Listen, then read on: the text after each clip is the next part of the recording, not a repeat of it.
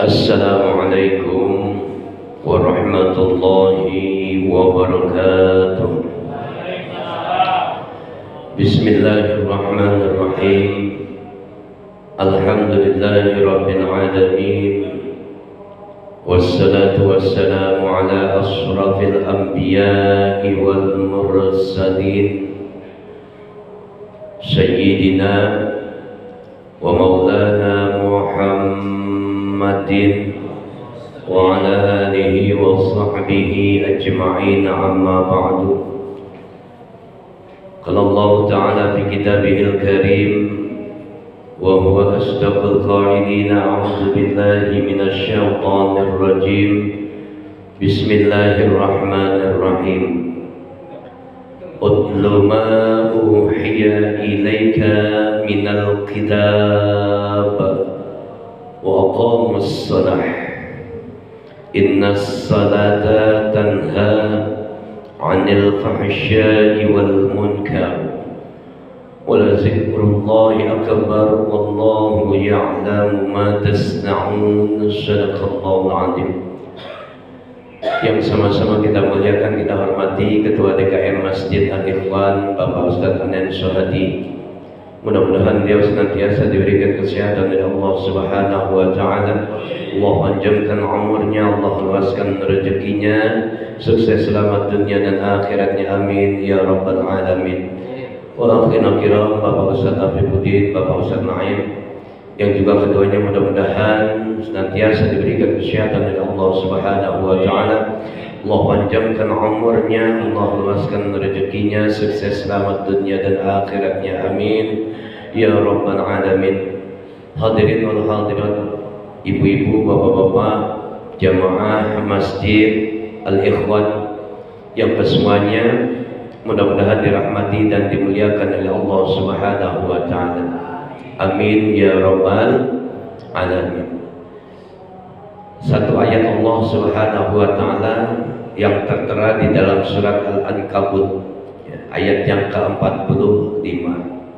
Lagi-lagi kita diingatkan oleh Allah Subhanahu wa Ta'ala. Apa kata Allah? Utlu ma uhiya ilaika minal kitab. Bacalah apa yang telah diwahyukan oleh Allah Subhanahu wa Ta'ala kepadamu ya Muhammad. Artinya umat kita, umatnya Nabi Muhammad Sallallahu Alaihi Wasallam. Apa yang dibaca yaitu Al-Quranul Karim. Wa aqamus shalah, dan dirikanlah sholat.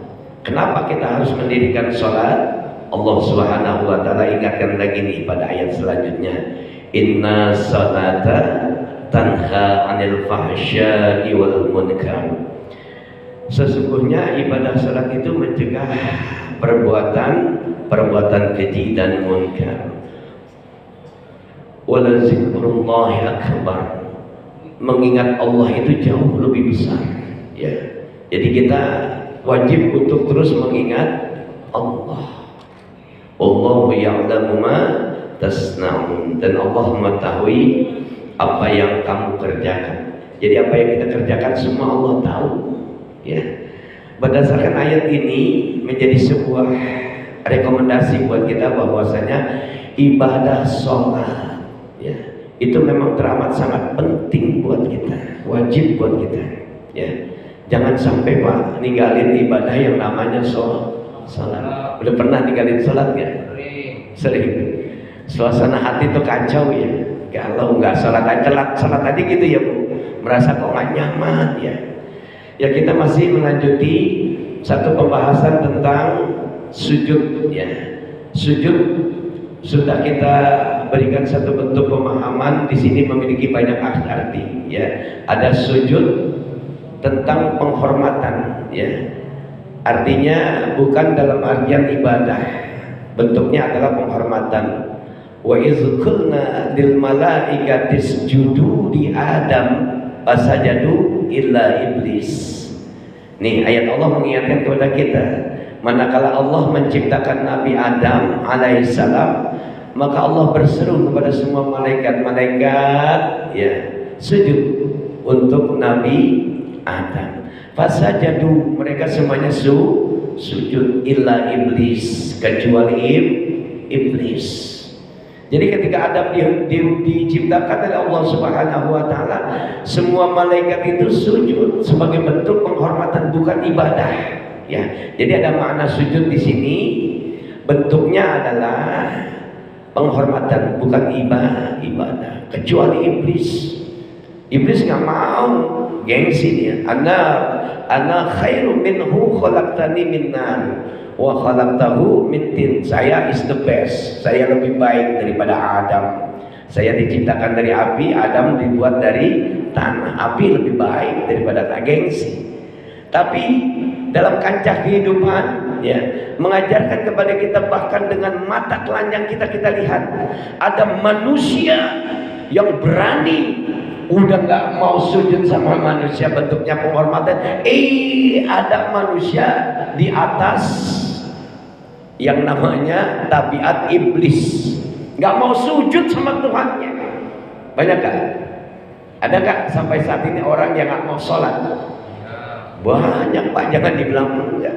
Coba deh, Bapak bisa perhatikan di jalan waktu azan berkumandang Allahu Akbar, Allahu Akbar, banyak manusia yang sibuk dengan kehidupan dunianya. Dipanggil padahal hayya 'alas shalah, hayu salat, hayya 'alal falah, hayu memperoleh kemenangan. Diajakin sholat supaya mendapatkan kemenangan, dapatkan keberuntungan, gak mau. Ya. Inilah pentingnya. Lagi-lagi kita belajar tentang ibadah yang namanya sholat. Itulah sujud, ya. Ada yang namanya sujud, memang sujud kita perlihatkan di hadapan Allah Subhanahu wa taala sebagai bentuk ibadah. Ya, dalam sujud kepala dan kaki itu sejajar. Artinya apa? Jangan sombong, ya. Saat kita ada di atas jangan sombong, saat kita jadi orang kaya jangan sombong. Saat kita diberikan ilmu sama Allah juga jangan sombong. Kenapa? Karena kita akan kembali ke dalam tanah. Kita diciptakan oleh Allah dari tanah, kembali ke dalam tanah. Itu sujud, Pak. Mengingatkan kita pada satu kehidupan nanti setelah dunia ada akhirat. Jangan sombong, ya. Tawadhu jadi manusia tuh. Udah terima, alhamdulillah. Ya, ada lagi kalau dalam kancah kehidupan kita kenal satu terapi tentang kehidupan, tentang kesehatan, itu sholat dengan cara sujud. Ya, ketika sujud semua tuh peredaran darah kita lancar, diberikan kelancaran oleh Allah Subhanahu wa taala. Pencernaan perut kita nih juga diberikan kelancaran oleh Allah Subhanahu wa taala. Pentingnya ibadah lewat sholat, lewat satu gerakan yang namanya sujud. Ya. Jadi dipaham deh Pak ya. Ada lagi, sujud itu adalah satu bentuk pengingatan manusia, nah, terhadap bentuk kehilafan, satu bentuk kesalahan, ya. Satu bentuk kesalahan sudah saya sampaikan kemarin tuh. Bentuknya adalah khilaf, sombong dia jadi manusia. Oh, saya orang hebat, saya orang ilmu, ya saya orang kaya. Banyak manusia kayak gitu. Ini ada dikisahkan pada saat zamannya Nabi Musa dan Harun, ya, manakala pesihir hebat tuh, ya, ditunjukkan tuh kehebatannya, ya, orang-orang yang menjadi tukang sihir pada saat zaman Nabi Musa alaihissalam dan juga Nabi Harun alaihissalam, Allah tunjukkan kelemahannya, ya, semua dikalahkan para pesihir hebat itu. Sampai pada saat itu maka nih para pesihir itu tunduk, sujud dan patuh kepada Tuhannya Musa dan Harun. Ini Bapak bisa lihat, ya, di dalam surat Toha ayat yang ke-70. Ini bentuk sujud lagi, ya. Apa kata Allah Subhanahu wa taala? Fa ulqiyas saharatu sujada. Ya, lalu tukang sihir itu tersungkur, dia sujud, ya, sujud di hadapan Allah Subhanahu wa taala, mengakui kekhilafannya, mengakui kelemahannya. Lantas dikatakan apa? Ya, qalu amanna bi rabbi Haruna wa Musa. Ya, kami beriman dengan Tuhannya Nabi Harun dan juga Nabi Musa. Ini kesombongan telah dipatahkan oleh Allah Subhanahu wa taala. Ya, zamannya Firaun kan banyak tuh ular-ular dari tongkat dilempar jadi ular. Sampai Nabi Musa diperintah lemparkan tongkat, dimakan semua. Ini artinya apa? Kehebatan manusia, kesombongan manusia yang ditunjukkan pada saat itu telah dipatahkan oleh Allah Subhanahu wa taala di saat Allah mengirimkan satu bentuk mukjizat kepada nabinya, kepada rasulnya. Itu baru nabinya yang turun tangan, Pak. Ya, baru rasulnya. Ini mengingatkan kepada kita, satu bentuk sujud itu bisa mengartikan kelemahan manusia itu diperlihatkan oleh Allah Subhanahu wa taala. Khilaf dia, sadar dia, baru kemudian sujud. Ada nggak manusia gitu? Ya, wah waktu kaya sombong Pak, wah nggak bagi-bagi duit, ya kan? Setelah Allah patahkan dengan kemiskinan, dia sadar, ya Allah, baru dia sujud. Banyak kayak gitu manusia. Ternyata ketika diuji dengan kenikmatan dia kalah. Ya, makanya dalam kancah kehidupan saya seringkali menyampaikan, ketika benar-benar cerita kehidupan tentang rumah tangga, kehidupan bermasyarakat, bahkan bernegara. Ketika kita diamanahkan harta, ketika kita diamanahkan satu bentuk dan banyak nikmat, maka di sana bersyukur karena itu ada ujiannya. Dan ketika kita diuji oleh Allah Subhanahu wa taala dan keburukan, maka di saat itu Allah tuntut kita kesabaran. Sabar, bersyukur. Ini kuncinya. Hari ini kita coba belajar lagi pada satu gerakan yang namanya duduk di antara dua sujud. Jadi maknanya adalah duduk iftirasi, ya. Bapak udah bisa kan pahamkan tentang duduk di antara dua sujud, ya. Bangun dari sujud, Allahu Akbar, baru tuh duduk di antara dua sujud, ya, dikatakan dengan sujud iftiras, ya.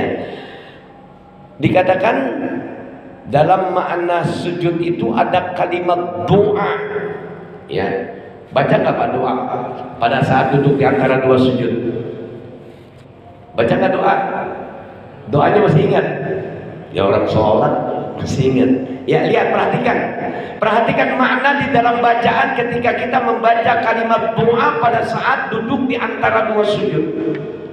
Ini kelemahan kita, diingetin lagi sama Allah, ya.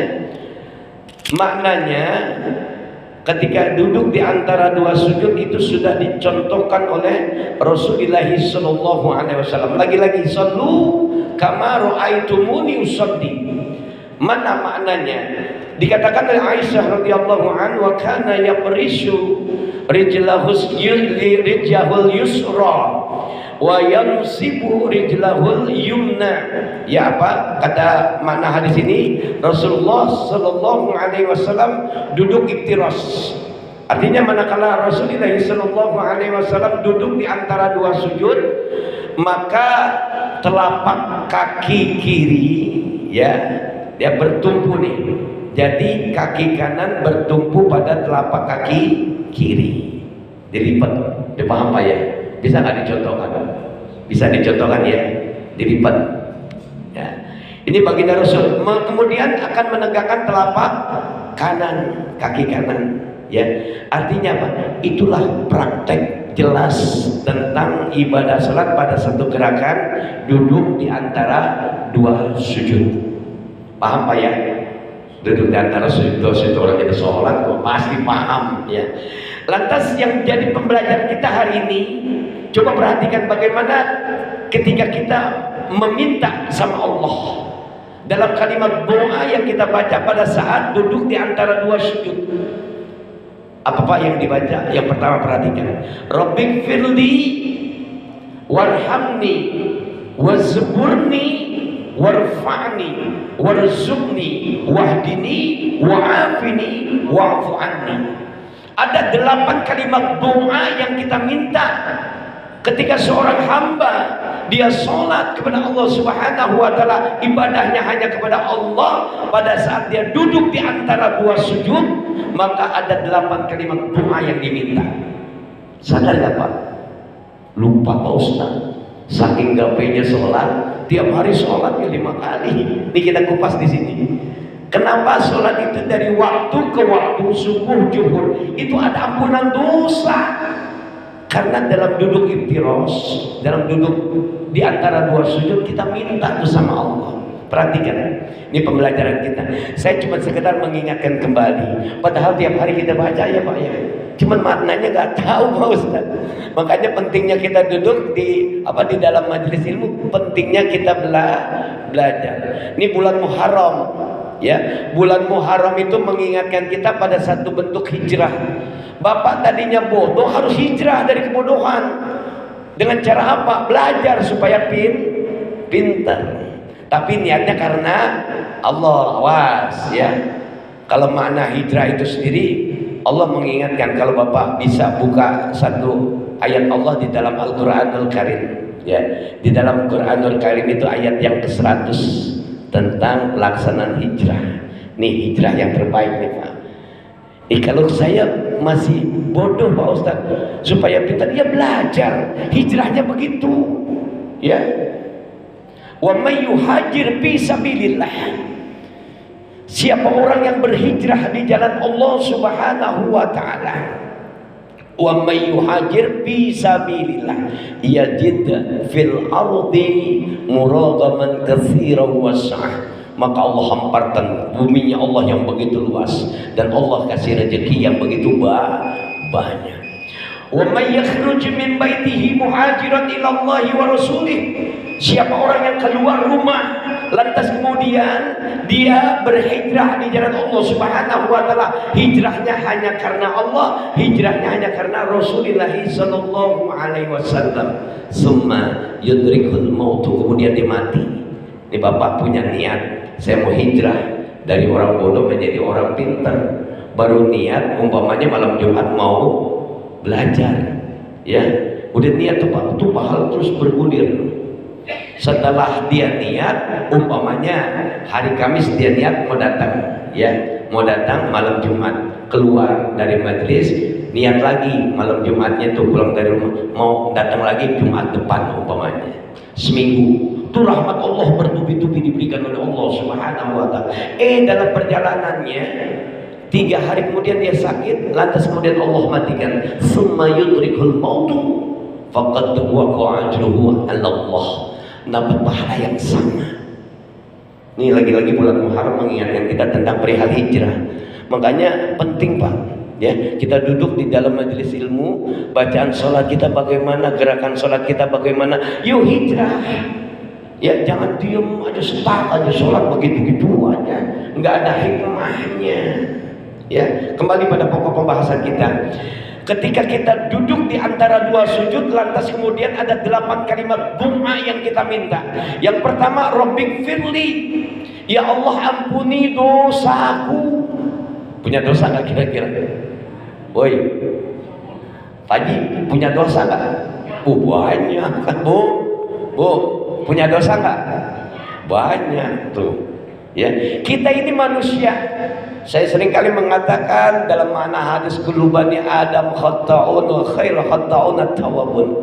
Setiap kita manusia itu berbuat dosa, cenderung melakukan kesalahan. Sebaik-baiknya manusia yang telah berbuat dosa dia sadar, kembali kepada Allah untuk memperbaiki dirinya dengan cara dia bertobat.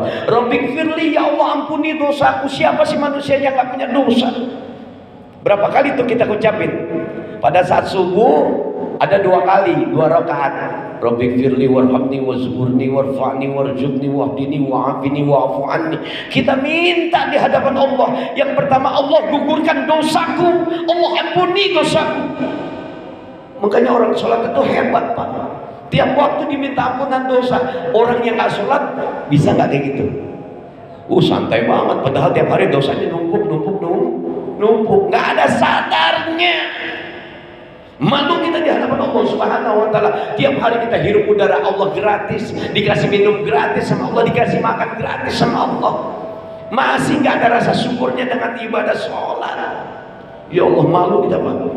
Rabbik firli, ya Allah ampuni dosaku. Makanya keutamaan orang ibadah dalam sholat itu adalah setiap waktu, dari waktu ke waktu, dari zuhur, asar, maghrib, isya sampai ketemu subuh, itu ada ampunan dosa.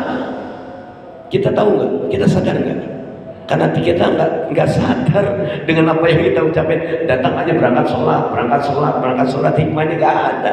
Pernah nggak dinikmatin salatnya? Ya Allah, saya lagi minta ampunan dosa pada saat duduk di antara dua sujud. Ampuni dosaku ya Allah, Rabbighfirli. Ya, sadar nggak kita minta ampunan dosa? Sadar nggak? Tanpa kita sadari, ternyata tiap hari lewat sholat kita minta ampunan dosa. Rabbighfirli, kemudian warhamni, ya Allah rahmati aku, kasihi aku. Makanya saya sampaikan kemarin dalam pertemuan kemarin bahwasanya ibadah sholat itu adalah amalan inti kita, amalan andalan kita. Kenapa? Karena sholat itu adalah kunci keberhasilan. Sholat itu adalah kunci kesuksesan, dan sholat itu adalah satu hal yang diharapkan oleh seorang hamba. Setiap kita sholat, rahmat Allah bertubi-tubi diberikan oleh Allah Subhanahu wa ta'ala. Ini Pak, yang menjadi kunci buat kita. Rabbighfirli, ampuni dosaku ya Allah. Warhamni, rahmati aku ya Allah. Rahmat yang Allah kita minta nih kepada Allah itu tiap hari dikasih sama Allah. Bagi siapa? Bagi orang yang sholat. Tanpa kita sadari. Rahmatnya berupa apa Pak Ustaz? Bapak bisa menghirup udara, Bapak bisa diberikan kesehatan, Bapak dikasih rezeki, Bapak diampuni dosa, Bapak bisa duduk dalam majelis ini adalah rahmat dan kasih sayang dari Allah Subhanahu wa ta'ala. Makanya kalau orang sholat jangan galau Pak.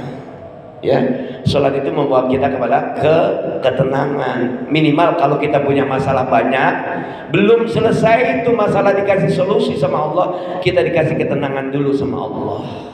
Paham? Paham gak sampai di sini? Jadi kalau ada orang yang sholat masih galau, nih pertanyaannya adalah apakah rahmatnya sudah diterima apa belum?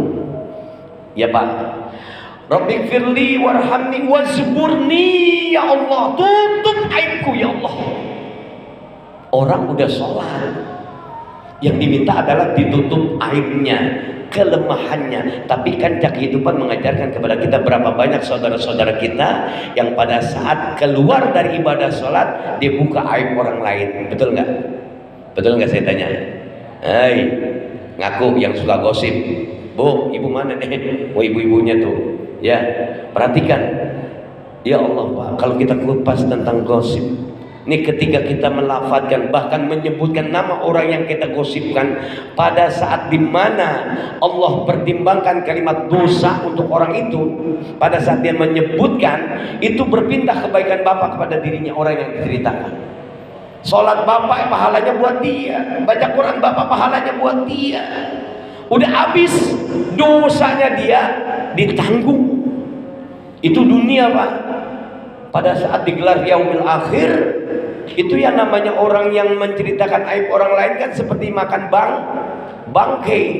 Pertama kali ketika yaumil akhir digelar, orang yang suka ghibah, orang yang suka gosip, maka diperintahkan oleh Allah Subhanahu wa ta'ala lewat malaikatnya, makan tuh bangkai itu. Nauzubillah min dzalik. Wazburni, ya Allah, tutup aibku ya Allah. Minta tiap hari minta ditutup aibnya, sementara kita buka aib orang lain. Sadar nggak? Woi, sadar nggak? Ya Allah, enak orang kalau udah gosip. Ya Bapak itu mah begini-begini, ya Bu itu begini-begini. Ya Allah, lupa kita tanpa kita sadari. Ini lisan ini ya emang kecil tapi bahayanya luar biasa. Rabbighfirli warhamni wazburni warfa'ni, ya Allah angkat derajatku. Orang yang sholat dimuliakan oleh Allah Subhanahu wa ta'ala. Tadi dikatakan inna sholata kanat 'alal mu'minina, inna sholata tanha 'anil fahsya wal munkar. Sesungguhnya ibadah sholat itu mencegah dari perbuatan keji dan mungkar. Udah dicegah dari perbuatan keji dan mungkar, diangkat derajatnya oleh Allah Subhanahu wa ta'ala. Udah masuk kisah mana nih? Cukup dulu dia, besok lanjutin lagi. Baru warzuburni warfa'ni, angkat derajat kami ya Allah, angkat derajatku ya Allah. Tanpa kita sadari setiap hari kita diminta diangkat derajatnya, dari orang miskin jadi orang kaya, orang bodoh jadi orang benar berilmu ya Allah. Sadar gak? Sadar gak kita diangkat derajatnya? Nggak sadar. Kenapa? Orang sholatnya kagak sadar, ya udah begitu-begitu aja, betul nggak? Ya, kalau orang yang mencermati ibadah sholatnya, dia akan sadar, oh ternyata saya minta diampuni dosanya, saya minta dirahmati oleh Allah, saya minta ditutup aibnya oleh Allah, saya minta diangkat derajatnya oleh Allah Subhanahu wa Ta'ala. Sadar gak? Enggak. Makanya begitu-begitu aja, nggak ada peningkatan. Dia apa yang dia ucapkan tanpa dia sadar, nggak dia sadari. Ya Allah ampuni dosaku, bikin dosa lagi, betul nggak? Betul nggak? Ya udah begitu. Jadi cerita salatnya ya seperti itu. Ya cukup sampai di sini dulu ya, nanti kita lanjutkan. Inilah pembelajaran sedikit tapi insya Allah ada maknanya. Ya nanti kita akan pahami. Rabbi firli warhamni wazkurni warfa'ni warzuqni wahdini wa'afini wa'fa'ni. Itu 8 kalimat tua yang diminta oleh kita setiap hari. Tapi sadar gak kita minta? Nggak sadar Pak Ustaz. Kenapa? Karena makna sholatnya nggak mengandung nilai dan hikmah. Mulai besok, jangan mulai besok deh, sekarang nih Pak ya, kita sholat, cermati, nikmati. Oh saya minta diampuni dosanya, jangan lu buat dosa lagi. Ya intinya seperti itu. Mudah-mudahan apa yang kita pelajari senantiasa mendapatkan ridho dari Allah Subhanahu wa Ta'ala. Nanti aja nanya nih ya, waktunya udah habis ya. Mudah-mudahan diampuni dosa dan salah kita, Allah rahmati kita dan selamat dunia akhirat kita. Al-Fatihah. A'udzubillahi minasyaitonirrajim. Bismillahirrahmanirrahim. Alhamdulillahirabbil alamin arrahmanir rahim maliki yaumiddin. Iyyaka na'budu wa iyyaka nasta'in ihdinas siratal mustaqim siratal ladzina an'amta 'alaihim ghairil maghdubi 'alaihim waladdallin.